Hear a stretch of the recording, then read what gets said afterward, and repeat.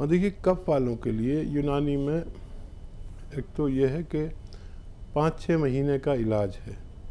किसी को जल्दी फ़ायदा हो जाए तब भी 5 महीने करना है, और देर में हो तब भी।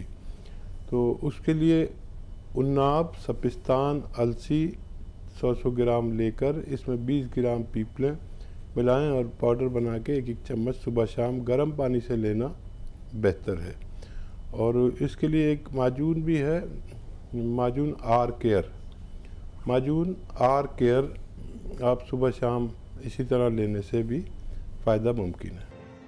ऐसे ही हकीम साहब के तजर्बे का फ़ायदा उठाने के लिए हमारे चैनल हकीम सुलेमान खान को सब्सक्राइब करें और बेल बटन को दबाना ना भूलें, ताकि हकीम साहब के घरेलू नुस्खों से ज़्यादा आप फ़ायदा उठा सकें।